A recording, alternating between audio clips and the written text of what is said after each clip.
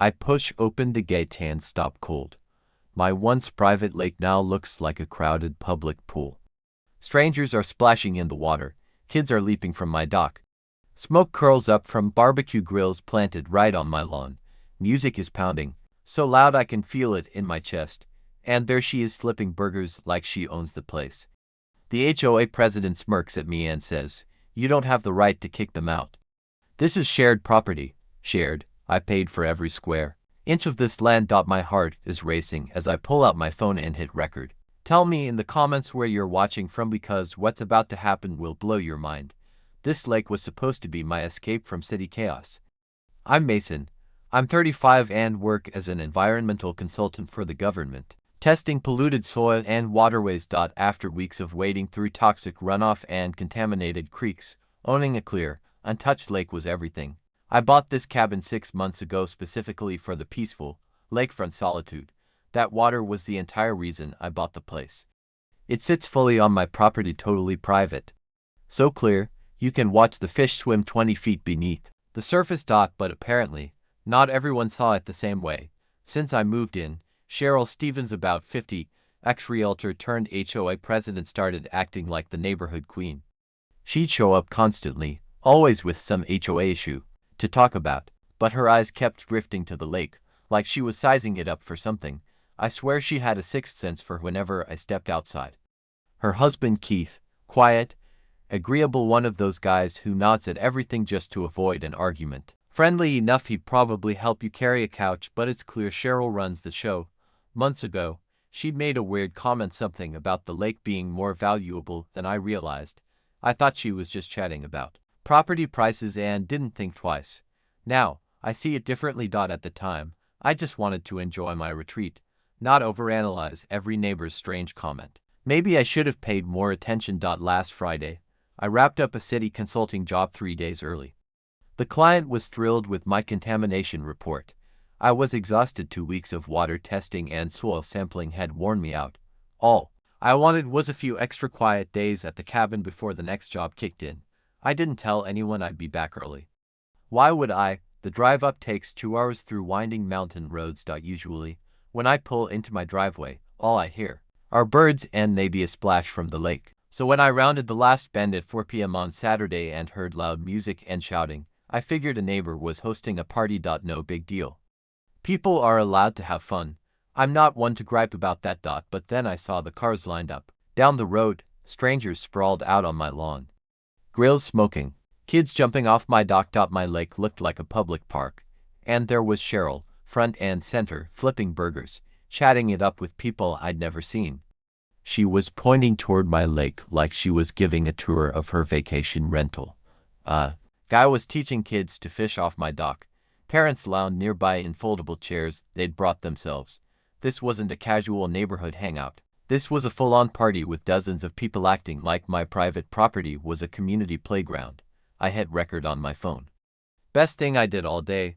I walked up to Cheryl, trying to stay cool, even though my heart was hammering like I just walked into a home invasion. "Cheryl, what's going on? This is my land." She spun around, startled, then smiled like I was the one crashing her party. "Oh wow, Mason. You're back early," she said, as if I needed to announce my return to my own home. I waved a hand at the crowd. What is all this? People I didn't know were eating, drinking, swimming like it was some local festival. Her response left me speechless. "It's our community barbecue. We're using the community lake space." I actually stepped back and blinked a few times. "Community lake?" I said, my voice sharp with confusion. "This lake is on my land." I could feel the tension ripple through the crowd. Everyone within earshot could tell I wasn't messing around. But Cheryl didn't back down. She doubled down, playing the victim. Then she pulled out her phone. "Hello, police? There's a strange man here crashing our event. He's threatening people.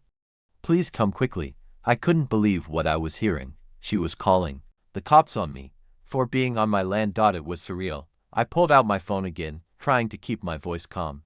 "Yes, police. I'd like to report trespassing.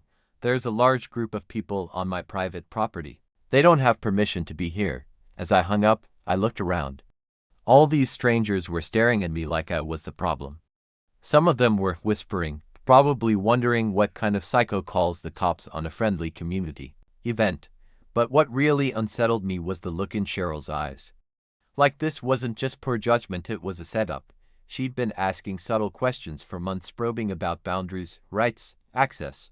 It suddenly felt like this wasn't spontaneous, it was planned, and that terrified me more than the trespassing itself. Who throws a massive party on someone else's land then calls the cops when the owner shows up? Either Cheryl had lost her grip on reality, or she was playing some twisted, long game.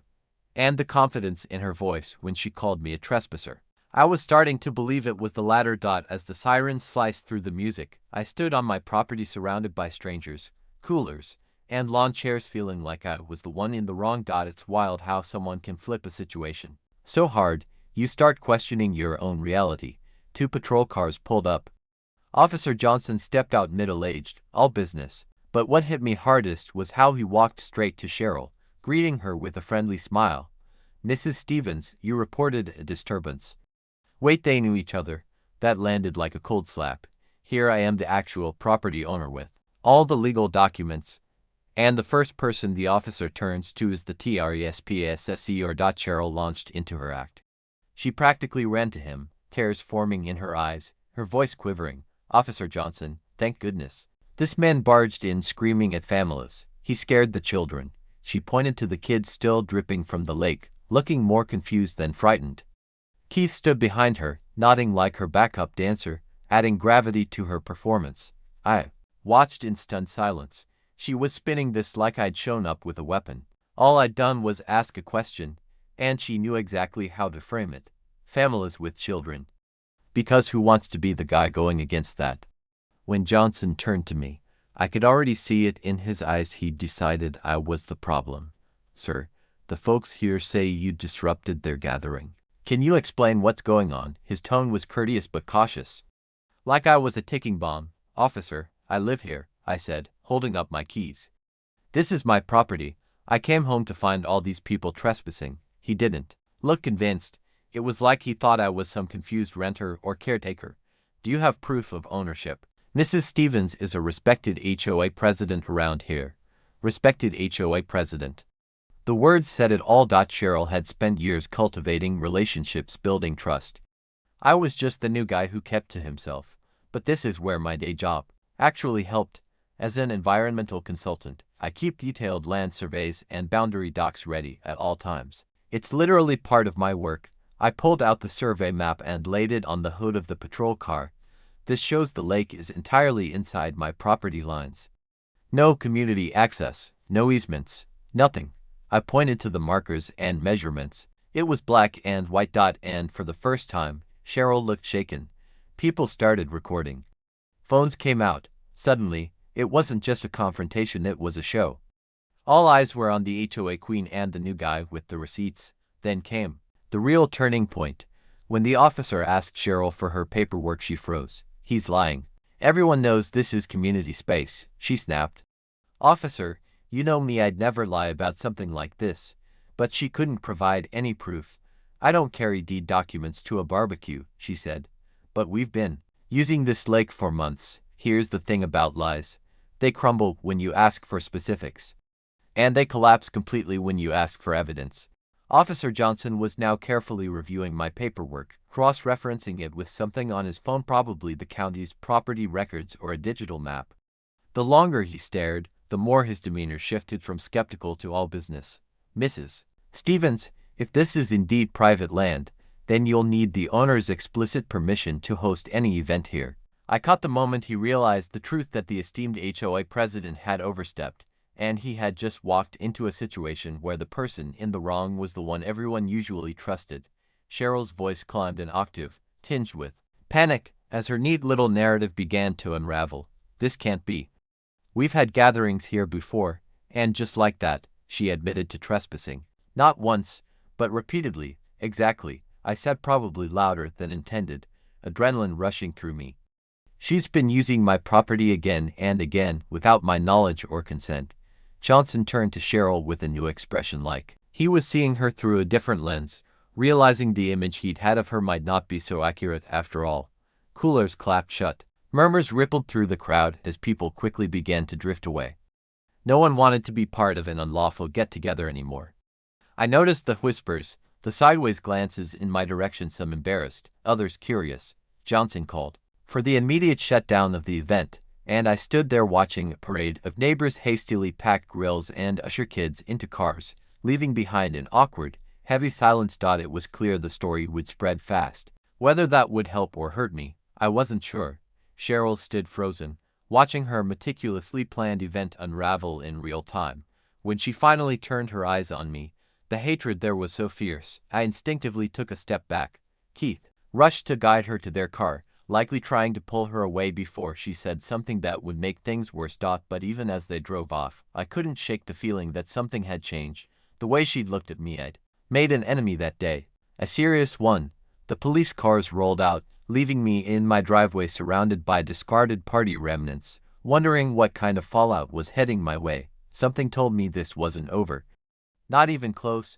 Within 2 days of the barbecue showdown, my mailbox was jammed full of HOA violation letters like an avalanche of bureaucratic hate mail. Noise complaints from mid-morning. Unauthorized flower planting. My car's angle in my own driveway.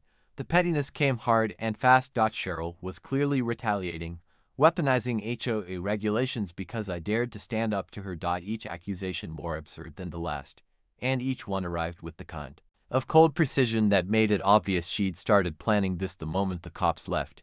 She wasn't just punishing me for calling her out. She was trying to drive me out, make life so difficult that I'd pack up and leave, leaving her free rein over the lakefront.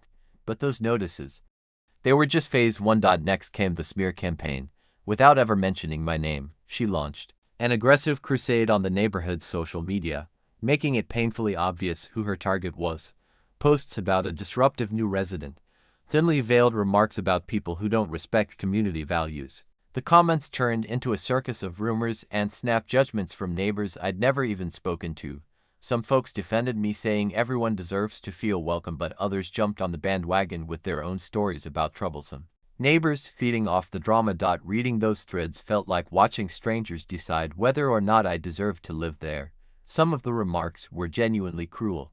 That night, I opened a real estate listing site. I even wrote up a draft listing. My finger hovered over submit. Then I looked out at the lake, glowing in the evening light, and I slammed the laptop shut. No, I wasn't running. Not yet. For a moment, I nearly gave in. I'd spent hours browsing homes, calculating moving costs, writing messages about needing a fresh start. The stress was affecting my sleep, wrecking my focus at work, draining my happiness. Part of me wanted out someplace peaceful, without the weight of this ongoing war. Maybe Cheryl was right. Maybe I didn't belong here. But as I sat there watching the sunset shimmer on the lake, the reward of years of hard work, something inside me snapped back into place. This wasn't just a property. It was my haven. My escape from the chaos of my career in environmental consulting, where I dealt with pollution and contamination daily. This was my refuge. And if Cheryl wanted a war of rules, I'd fight it using the exact skills I bring to environmental assessments: precision, patience, and paperwork. I deleted the draft and set a new course. If she wanted to play dirty with HOA bylaws, I'd fight back with evidence and regulation. Documents spread across my kitchen table. A single lamp glowed over tiny legal text. The clock ticked steadily as I poured through every clause. My phone buzzed with yet another violation. I clenched my pen until my knuckles went pale. And then, buried in all those pages, I found what I needed. Turns out Cheryl had been breaking HOA rules herself. The social media guidelines banned negative posts about neighbors even if names weren't mentioned. HOA violation procedures required photo proof and a 7-day warning before any formal notice. She had ignored both, and the event guidelines. They clearly required prior approval and property owner consent for any private land gathering. Strike 3. Cheryl had grown so comfortable in her role that she thought the rules didn't apply to her. That arrogance was her fatal flaw. And now, I had the receipts.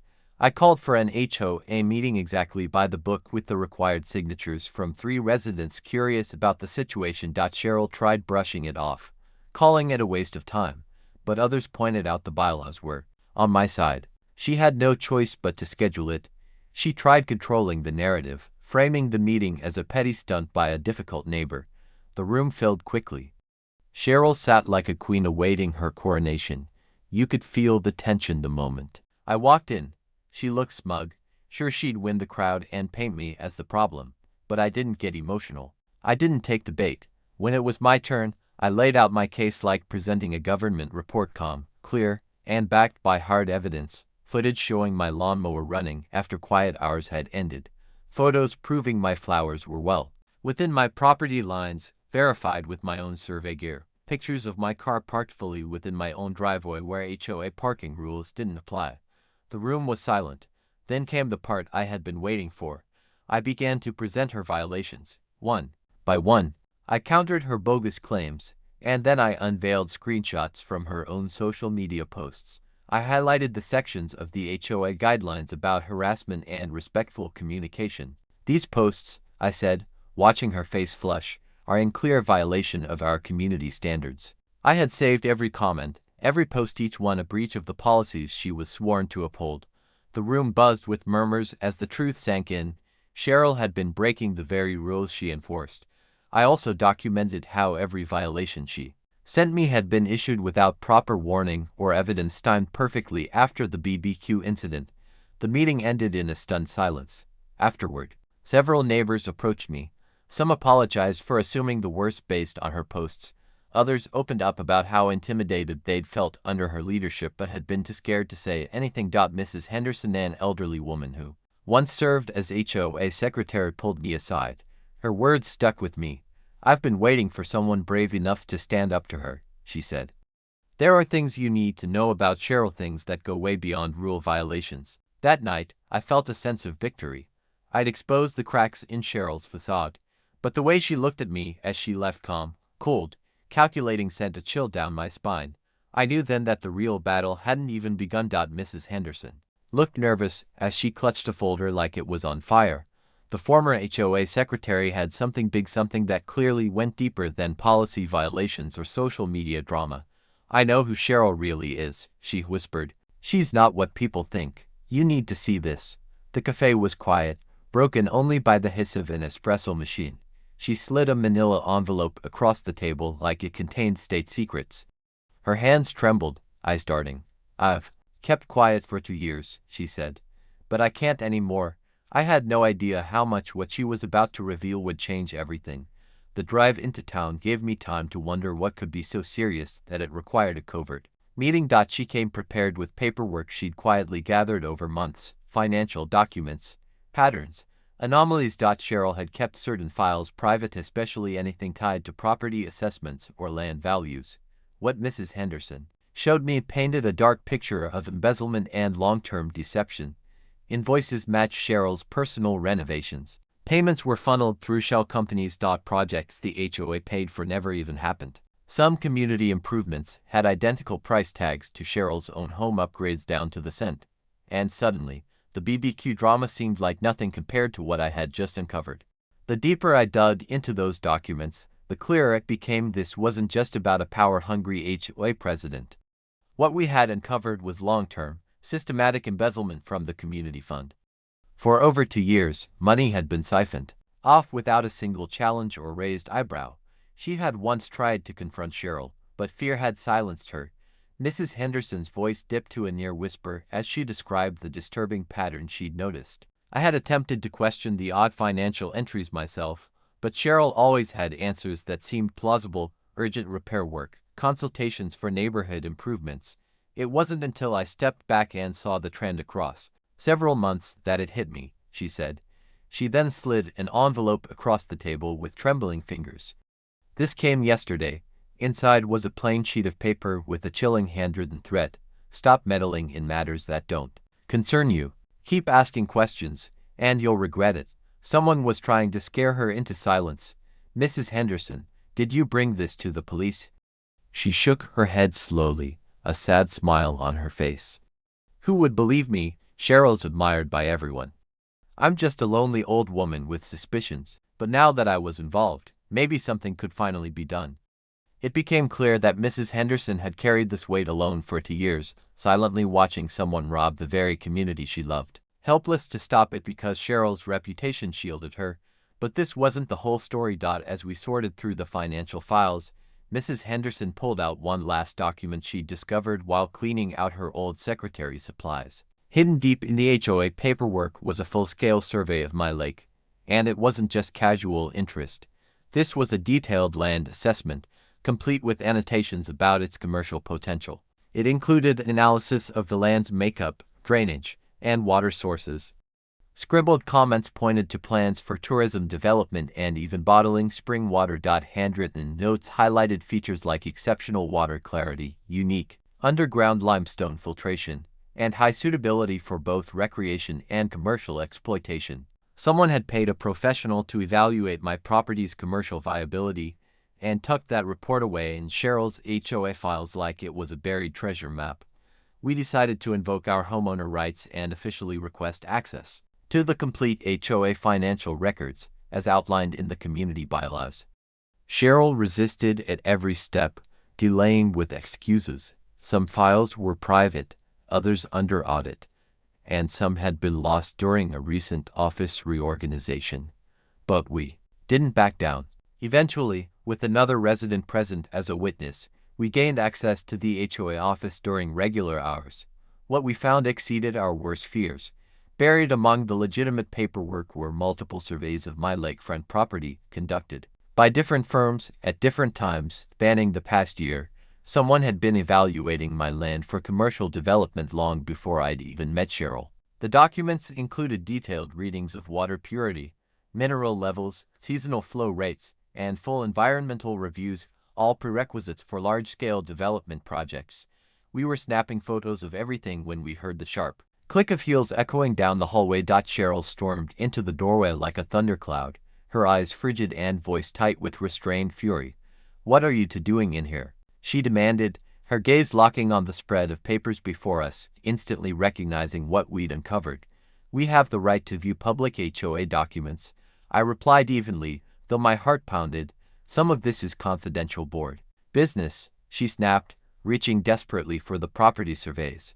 But I was faster, pulling them back just in time. "What confidential HOA records include multiple land surveys of my property mixed in with financial statements?" She had no answer, because there wasn't one. The silence stretched for what felt like an eternity but was probably seconds. Then, without a word, Cheryl turned and walked out.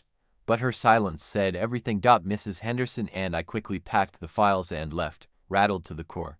We had stumbled onto something far more sinister than petty HOA politics. Those surveys made it painfully clear this wasn't just a control-hungry leader throwing her weight around. We had stumbled into a carefully orchestrated scheme, months in the making. And right in the center of it all was my peaceful lakefront property, the target of what looked like a massive property scam. The documents told the story of a trusted figure using her position to gather information, lay the groundwork, and set in motion a plan that could have ruined me, all while enriching herself. Now it all made sense, why she was so eager to establish community access with that lakeside barbecue. It was never about togetherness. It was about money, and lots of it. Her strategy was bold, terrifying in its scale, and brilliantly masked by her image as a respectable leader. But we used her own rules against her. The bylaws, the ones she'd relied on to stay in control, gave us a way forward. Once we secured the required signatures, she had no choice but to call an emergency meeting. She tried to stall again, claiming the allegations were baseless, changing the meeting time to 7 a.m. but the neighborhood pushed back. Thursday night became our battlefield. The clubhouse lights were harsh, casting dramatic shadows. Folding chairs scraped the floor. The hum of whispers filled the room, thick with anticipation. It smelled of burnt coffee and cheap carpet cleaner. Somehow, that weird mix fit the mood. Cheryl sat stiffly at the head table, her posture rigid, jaw clenched. When I walked in, all eyes turned. I carried a thick folder, every page another nail in the coffin she'd built herself. Keith sat beside her, glued to his phone, avoiding every glance, as if wishing he could sink into the floor. Mrs. Henderson was near the front, her own folder pressed close, face hard with quiet resolve. This wasn't just a meeting. It was a reckoning. Cheryl began, with a forced smile and a voice pitched to high. "Thank you all for coming. Let's keep this civil. We're here due to certain allegations." Her eyes flicked toward me, cold and sharp. I waited, letting the silence stretch. Then, deliberately, I rose, like someone lifting a lid on a long-buried truth. This isn't about rumors, I said, voice low but firm. It's about facts. I laid down the first document. The paper slapped the table like a shot. Community funds. $15,000. Not mismanaged, stolen. The room rippled with reactions, gasps, murmurs, the squeak of a chair leg. I didn't look at Cheryl. Not yet. I kept going. Pages turned like cards in a rigged game. Invoices for phantom projects. Payments to companies that didn't exist. Renovation charges that matched her home improvements down to the cent. Phones came out, neighbors recording every word. The silence between my statements was louder than any shouting. When I finally met Cheryl's gaze, her face was pale, strained, like something cracking from within. She choked out the word coincidence, clinging to it like a lifeline. Again and again she said it, as if saying it more would make it true. She waved her hands, her nails clicking against the table. Those businesses shut down. These numbers are clerical mistakes. You don't understand how this works. But the crowd wasn't buying it anymore.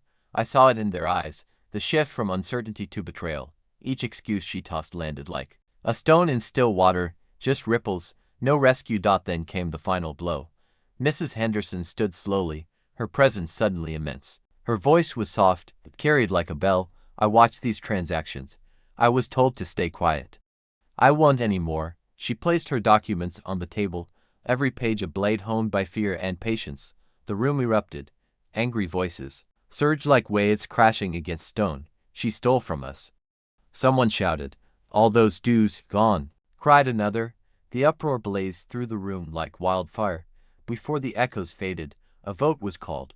Hands shot up everywhere, a forest of fury rising against her. It was unanimous. All except Cheryl's trembling hand and Keith's reluctant, half-dash gesture. When the gavel struck, it was final. A coffin sealed shut. She sat frozen, her eyes glassy and vacant. Her lips moved, but no sound emerged. Then she stood, slowly gathered her papers with shaking hands, and walked out. Her heels echoed like broken promises. No one spoke. No one reached out. The queen had fallen, and the silence that followed was deafening. Outside, night wrapped the parking lot in thick shadow, headlights slicing through fog like blades while hushed voices buzzed in the charged air. I stood by the door, folder pressed tightly to my chest, watching as neighbors drifted into the darkness like refugees from a crumbled realm. Some paused to squeeze my shoulder, their eyes expressing what words failed to relief, maybe even a trace of admiration. Mrs. Henderson slipped past, her voice low and meant only for me. This isn't finished, she murmured. Not even close. And then she vanished into the night, her warning still echoing in my head like a fuse burning towards something explosive. And Cheryl. She never turned around. Not once. But as her tail lights faded into the black, bleeding red across the asphalt, a chill crept up my spine. Something raw, something wild clung to the silhouette she left behind. I knew then, this wasn't over, not even a little. Because women like Cheryl don't bow out quietly. They don't retreat, they evolve. And in the stillness that followed beyond the fading lights I could almost hear it, the grinding of teeth, the coiling of tension, the storm forming just past the tree line. The fallout was swift. Cheryl's reign collapsed in under a week. Her loyalists scattered like debris in a gale. Keith became a ghost at neighborhood gatherings, muttering hollow apologies before slipping out like a man ashamed of his own shadow. For a second, I allowed myself to believe it was finished, that removing her from the HOA throne had been the final move. But Cheryl wasn't done. Not by a long shot. Her silence wasn't surrender, it was strategy. And when that certified envelope hit my mailbox, thick and stamped in bold red, I knew the second wave had started. The contents read like a veiled threat penned in legal verse: defamation, character assault, damages exceeding $50,000, the demands, a public apology and a payout, or prepare for serious legal repercussions. For 10 minutes, my heart pounded like a war drum. Had I miscalculated? Had shining a light on her crossed a line I couldn't uncross? I called a lawyer friend, and his laughter burst through the receiver like sunshine piercing a thundercloud. Truth's a shield, Mason, he said, still chuckling. She's bluffing. She wouldn't survive discovery. His calm turned my fear into focus. Cheryl was gambling and losing. Still, tension wrapped itself around me like smoke. Neighbors who once waved now peered from behind curtains, shadows frozen in yellow window light. Gossip spun at full throttle, turning me into a myth, the outsider, the agitator, the man who dethroned the queen. Every trip to the mailbox felt like marching into a war zone. Twice I found my trash can tipped, contents scattered across the driveway like a message left unsent. One night, I heard gravel crunch under slow steps, and I froze mid-breath. I flung open the door, only trees and shadows swayed in the breeze. Maybe paranoia. Maybe not. Either way, sleep became a stranger. I threw myself into the last puzzle left, bleeding those hidden property surveys. Mrs. Henderson's voice looped in my head like a siren. You don't know how deep this goes. In my cabin, paper spread before me. It struck like a rifle shot. The survey wasn't intended for homeowners. It was a developer's wish list. Handwritten scrawl lined the margins like whispers from the dark. Prime access. Water rights potential. High-value projections. My lake, my refuge, wasn't just beautiful. It was a gold mine. And Cheryl had already mapped out the entire prize. I shoved back from the table and moved to the window, heart thundering like I'd uncovered a classified file. Dust smothered the treeline. Then I saw it, a figure, motionless between the pines. Watching, my breath hitched. A gust of wind stirred the trees, and the figure vanished into the forest. Just the wind, I told myself, but the hair on my arms bristled with something older than fear. I shut the lights, waited, listened. No gravel crunch. No twig snap, just silence, dense and unnatural, pressing against the windows like a held breath. This wasn't ordinary fear. This was personal. Her entire HOA crusade clicked into place. The BBQ spectacle, bogus violations, the smear campaign. It wasn't power run amok.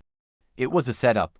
Every move crafted to establish a paper trail, legal breadcrumbs leading toward my removal without ever lifting a visible weapon.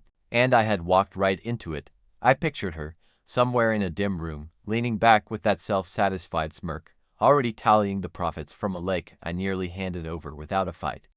Rage lit a fire where fear used to live. I stared at those documents, and the truth cut through the fog. This wasn't neighborhood drama. It was grand theft in lipstick and heels. Every cheerful check-in, every community-first pitch, a cover story, all for water, a resource so rare it could bankroll an empire. This wasn't speculation. That survey was a weapon loaded and aimed. I imagined signatures inked in secret, bulldozers ready to level my heaven. No, not happening. Not while I still had breath to fight, but truth alone wouldn't be enough. I needed evidence strong enough to hold up in court and headlines. So, I cashed in a favor I'd kept tucked away. A former colleague from an environmental audit team, the kind of guy who deals in data, not guesses, ran the tests. Never asked why. 2 days later, his text hit like thunder. Mason, this lake isn't just clean. It's pristine. That was all I needed. The survey hadn't lied. Cheryl had seen what I'd missed. My lake was a rare gem. But now I had confirmation and clarity. This wasn't a victory. It was escalation. Cheryl wasn't retreating. She was regrouping. And people with everything to lose don't quit. They reload. Night wrapped around my cabin like a trap. I locked the folder away, checked the windows, slid the bolt across the door. That's when it came, a knock. 3 deliberate taps, slow and searching, like fingers probing for weakness. I yanked the door open. Nothing but darkness and pine-scented air. But at my feet, a note lay folded, ink slashed across the front. This isn't your fight. My blood turned to ice. I looked up, shadows pooled among the trees, every rustle now a warning. Cheryl may have lost the crown, but somewhere in that forest, the real game had begun. The audit confirmed it. The lake's value soared into 6 figures. Seeing that number in black and white twisted my gut like a pulled wire. Everything snapped into focus: the harassment, the fake citations, the spectacle. It wasn't control she wanted. It was profit. She saw wealth where I saw peace. And she nearly got away with it. Nearly. Now, I had the truth and I was through playing defense. I called a community-wide meeting for Saturday night. Word spread like wildfire. When I arrived, the clubhouse was overflowing, people in the halls, outside with flashlights, even a news van parked out front. Good. I wanted witnesses. Cheryl was nowhere to be seen, but her presence hung in the air like leftover smoke. Conversation ceased as I stepped in, folder thick enough to crack a desk in my arms. This wasn't going to be civil. This was a reckoning. Thank you all for coming, I began, my voice steady despite the pulse roaring in my ears. Tonight's not about opinions, it's about facts. I laid the first packet on the table. Curious whispers rippled through the crowd. Bank statements, forged invoices, property surveys, all highlighted in vivid yellow. For months, we placed our trust in someone we believed had integrity, I said, scanning the room, but these documents tell a very different story. A hum grew low at first, then rising. I flipped the page and dropped the bomb. Over $15,000 of our community funds redirected to fake projects that never existed. Gasps shattered the silence. Someone muttered, "Unreal." Another whispered Cheryl's name like it was poison. And it didn't end there, I continued. Buried in the financial records were surveys of my lake. Not public land, not speculation. Reports marked for commercial development. Her goal was to force me out and cash in. The room exploded. Chairs scraped, people stood, phones recorded. Perfect. Let the world see. Halfway through, Cheryl walked in. The air froze. She looked smaller, somehow shrunk, not in size, but in presence. Her eyes darted like prey searching for safety. "This is all lies," she shouted, slamming a manicured hand on the table. "He faked this, he's obsessed with ruining me." Her voice cracked, panic flooding her words. I didn't need to shout. I held up a page, her handwritten notes snaking down the margins. "Then explain this," I said calmly. Silence stretched, broken only by her shallow, stuttering breaths. Then she cracked. "You think you're better than me," she barked, tears streaking her face. "I gave this place everything, and you destroyed it." The room erupted. Words like thief and fraud flew like arrows. Someone called for a vote. Hands shot up like a chorus. And just like that, Cheryl was stripped of every role, every shred of influence. She left without another word, her heels echoing like nails on a coffin lid. The fallout came fast. The next morning, the paper ran the story, HOA president removed. Amid fraud scandal, by Tuesday, it went regional. Cameras lined her driveway. Her lawyer dropped the case. Keith filed for divorce and vanished like a ghost. Cheryl, once queen of the neighborhood, was now infamous for all the wrong reasons. Justice wasn't loud. It was surgical, and it left scars. As for me, I sat by my lake, watching the sunset dance in gold across the surface, the proposal from an ecotourism group in my lap: tour, education, preservation, profit without destruction, a future born from respect, not greed. I signed the preliminary agreement the next day, turning my lake into a haven, not a battlefield. Revenge didn't come in fire. It came in proof that you can't burn what refuses to catch. Months later, the final twist arrived: a call from a documentary crew wanting to feature the lake in a film about hidden natural wonders and grassroots resistance. I pictured Cheryl watching it from some anonymous apartment, her name unspoken, her shadow a warning. I didn't need to boast. I didn't need vengeance. I had peace, purpose, and the shimmering water I nearly lost. Funny, isn't it? The thing she tried to steal became the thing that set me free. Peace isn't cheap, but it's worth every ounce of the fight. Lesson learned. Document everything, and never underestimate a neighbor with a clipboard and a smile.